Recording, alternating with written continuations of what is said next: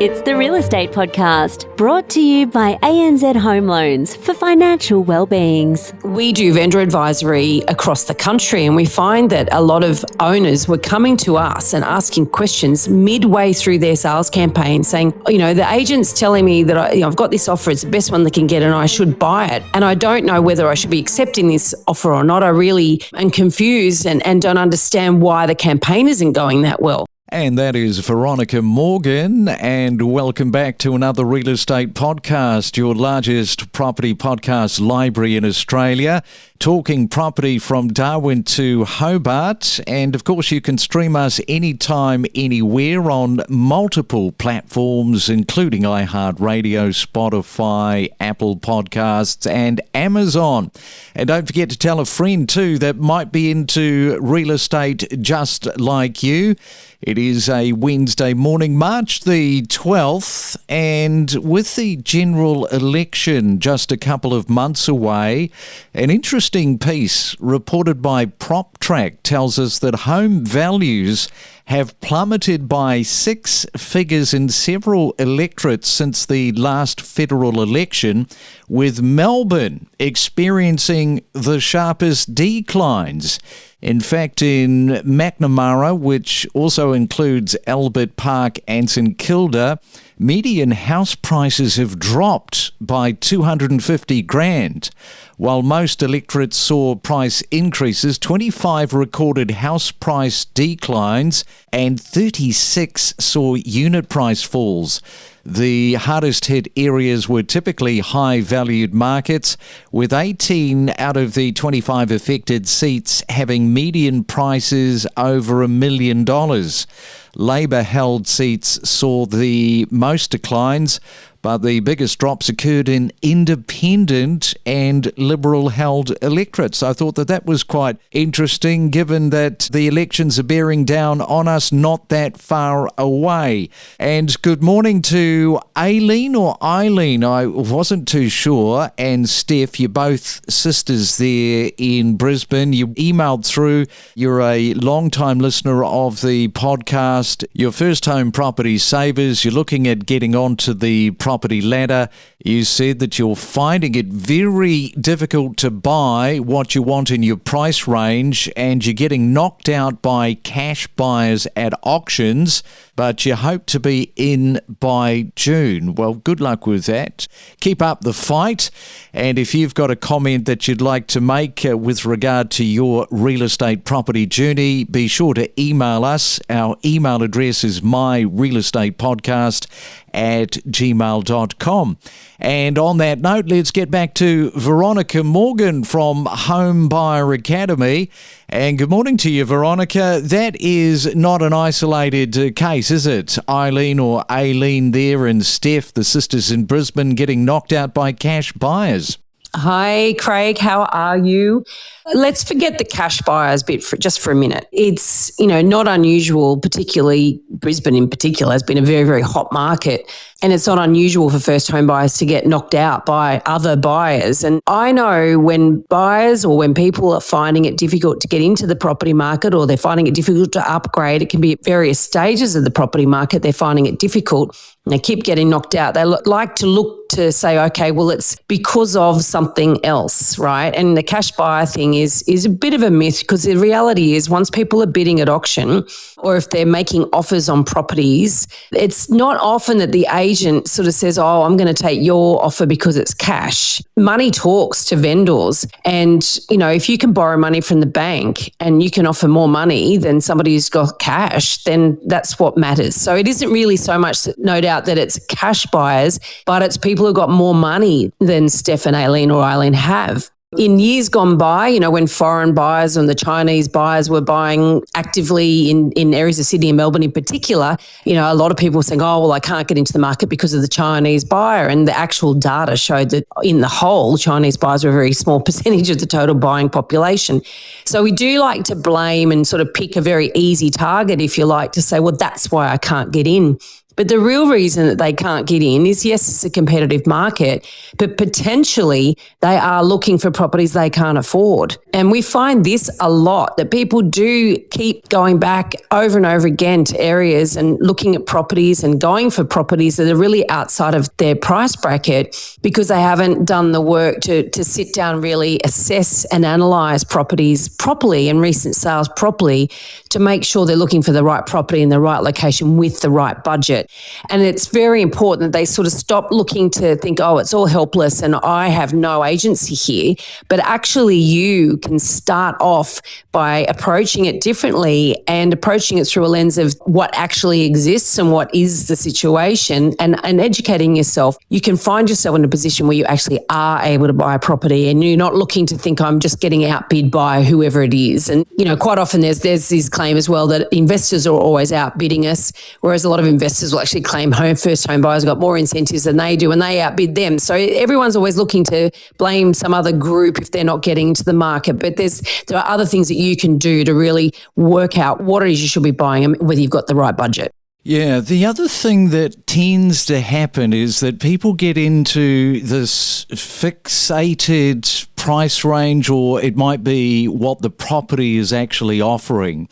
They get knocked out 1, 2, 3, 4, 5, 6, 7. It just keeps going up and up and up. At some stage, when you are a first home buyer, if you're getting knocked out continuously, you've got to reevaluate what is going on in the market at your price point. It never ceases to amaze me, Veronica, how many people can say, oh, we've been trying to get into the property market for the last 6 months, and unfortunately, we haven't been able to buy what we want.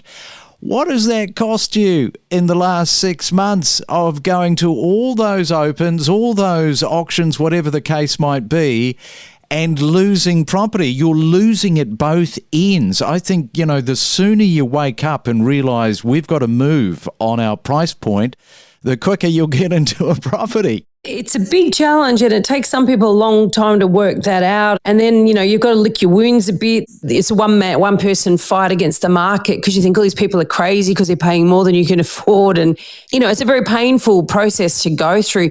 We have a little free mini course that teaches people how to price a property. And in that process, it's amazing the amount of people who have done it. They come back and they're like, oh, now I realise why I keep missing out. I actually have not properly understood how to work out what the market value of a property is and how to work out what I should be prepared to pay or not, and how to work out whether or not it's even in my range, in my budget. So my business partner, Megan Wells, and I, we put it together because we have buyer's agency businesses. She's in Brisbane and I'm in Sydney. And we put this whole process together to teach people how to price property like a professional, because so many people come at it using the wrong information, relying on the wrong information, and they just come up short all the time. They don't really understand where they're going wrong. So it's really, really useful. And that's just at homebuyeracademy.com.au/free course. Explore new property destinations where you could live with exclusive interviews covering real estate news and market insights. And right now it is time for another property tip, and we are catching up with our auctioneer there in Adelaide, Brent Ilicic. We spoke to a few weeks ago, and Brent, many people, they walk away from an auction regretting not bidding sooner or not bidding at all. So the question this morning is, what advice would you give to somebody who hesitates? We all know these people, they hesitate too much during an auction. How can they strike the right balance between caution and decisiveness? Pressure test yourself in private. If you think it's $950, ask yourself, would you pay $960 if someone bid $959? So on and so forth. All of a sudden, your new pressure tested limit's $1 million. Figure out the fair market value for the property. It might be $920. And say to yourself, what's my plan? Very basic plan going to be? Well, there's no way I think it could sell but below $880. That would be ridiculous. So I'm just going to place an opening bid at that number of $880. And my play area will be between $880 and $1 million. And I'm just going to throw a few bids in and see what happens. That's a very basic and simplistic approach to compete and contest. Let's fuel your passion for property together. Join us, along with our industry experts, to help inspire and inform your next real estate decision. Ready to take your real estate knowledge to the next level? So are we. And if we come back to the nuts and bolts with the agents, of course, not all agents are equal. Choosing the right one, I mean, that is such a big step, because choosing the right one is so critically important, because without full transparency on the timing, the pricing, the strategy, the seller risks costly mistakes every time. Yeah, it's an interesting one, because obviously buyers are out there. They're dealing with all these different types of agents. Some are easier to buy from than others. And being easy to buy from isn't necessarily a bad thing for the owner. Sometimes it is, though. You know, some agents are really, they pressure their owners more than they pressure buyers. And there's all sorts of stuff that goes on. And there's a real vary in the, the capability or the professionalism and the experience and expertise of sales agents. And so that one of the other things that my other business does, Good Deeds, we do vendor advisory across the country, and we find that a lot of owners were coming to us and asking questions midway through their sales campaign, saying, you know, the agent's telling me that I've got this offer, it's the best one they can get, and I should buy it, but I really don't know whether I should or shouldn't. I should sell it, and I don't know whether I should be accepting this offer or not. I really am confused and don't understand why the campaign isn't going that well. And the problem is, of course, when you're in the process of selling a property, once you're down that path, once you've engaged that agent, your cooling off period on an agency agreement, well, there's one in New South Wales, but it lasts 48 hours. You know, nothing happens in that first 48 hours, really. So by the time you've realised you've made a bad decision of an agent, you're stuck. And so one of the things that we decided to focus on beginning of 2024 actually was really helping sellers answer some really key critical questions that they need to answer before they choose an agent, and also helping them only interviewing really good agents in their area. And it's been so successful. We've really helped people have a much more positive experience through dealing with an agent, much better outcome in terms of their ultimate sale price, because they're not trying to fix a campaign that's gone off the rails. We make sure the owner is starting out with all the right information, not all the sales pitch, right, but all the right information that they need to decide whether they should sell that property, whether they should sell it now, what their expectation really should be for in terms of price, and the whole marketing presentation, so that it all starts on the right foot, and then they end up with a much, much better outcome. All right. Well, always great to catch up with you there, Veronica. And thanks again for coming on to the Real Estate Breakfast this morning. My pleasure, Craig. Great to chat. Each week, we bring you in-depth real estate discussions, including inspiring stories from homeowners, knowledgeable real estate professionals and economists. Whether you're a buyer, seller, or just a real estate enthusiast, we are your ultimate property podcast. There's quite a contrast between these cities in terms of how much of your income is being spent. And I mean, this is the contributing factor why people are more than happy to cross over into different states. What the report really demonstrates is that outlook for first home buyers is very different depending upon the city in which you live in. You know, the outlook is much better in some cities. So for example, Victoria is actually one of the states that's leading the way for first home buyer participation. And that is because Melbourne is much more affordable, but also property prices haven't really done a lot over the last few years. So we find that changes to economic conditions do impact first home buyers and much more sensitive to changes, for example, in price or changes to the cash rate. And the fact that in Melbourne we've seen prices, dip a little bit but pretty much do nothing, that's actually created really great foundations for first home buyers to get their foot on the property ladder. We connect you to the best real estate information across Australia. The Real Estate Podcast.